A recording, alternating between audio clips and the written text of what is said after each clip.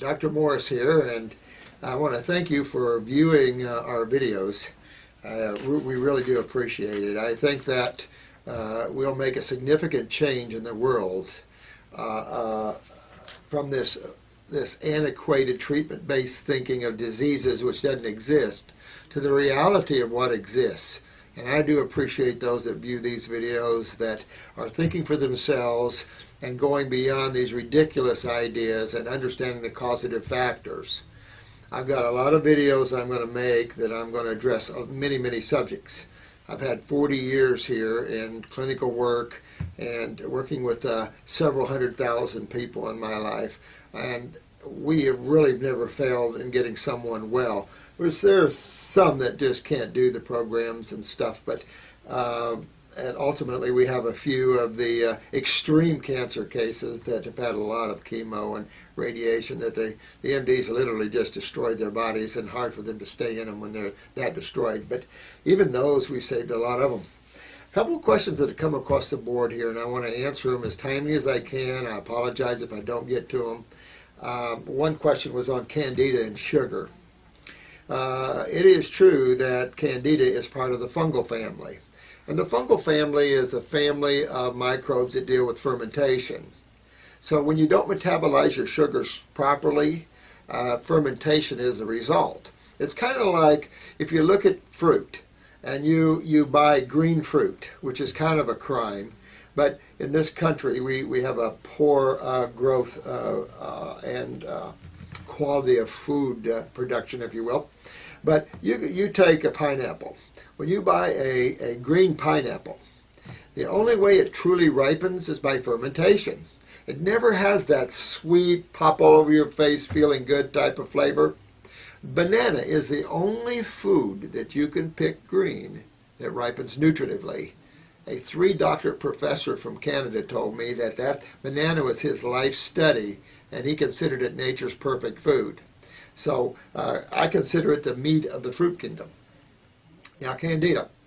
Adrenal glands, they sit on top of your kidneys, and get very familiar with your kidneys and adrenal glands. There's not a lot of glands and organs in your body, and it's not difficult if you start and just take one or two and research it, understand its location, and start understanding your body more. Not difficult. In my book, I have a whole section on anatomy and physiology. Helps you to understand your body more. But the adrenal glands produces a cortical-type steroid called cortisol. And cortisol controls sugar metabolism. When one has weak adrenal glands, and I will say this, probably anyone below 50 definitely has weak adrenal glands.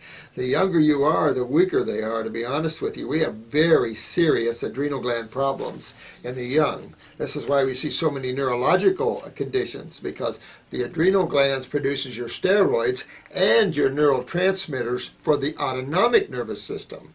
Your autonomic nervous system is located right here in the solar plexus, and I think I did a video on that system showing you what happens when you go under anesthesia or you have a neurotoxin like a vaccine or pesticides or herbicides, how it can shut down that nervous system and literally shut down the different functions of your body, including breathing.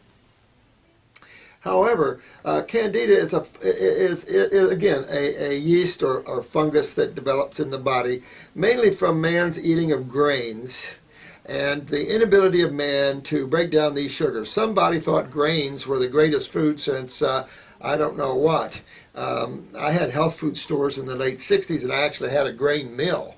And I would make you grains. Even my old friend Dr. Jensen, back in his Health Valley Ranch, served whole grain products and things. Well, we didn't realize they were acidic and polysaccharides, meaning a lot of sugar. These type of sugars, man just can't do anymore. They make you fat. We give them to cattle and hogs to fatten them up for market. You got to stay away from the polysaccharides. Simple sugars of glucose, fructose, which is fruit sugar, glucose is vegetable sugar, galactose is milk sugar. Of all the sugars, the fructose is the best. If you're looking at fungus, think of mold.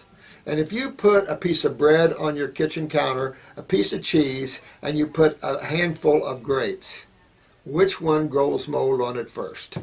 It's not going to be the fruit. It's going to be the bread or the cheese, because they're already fermented foods. And that's what mold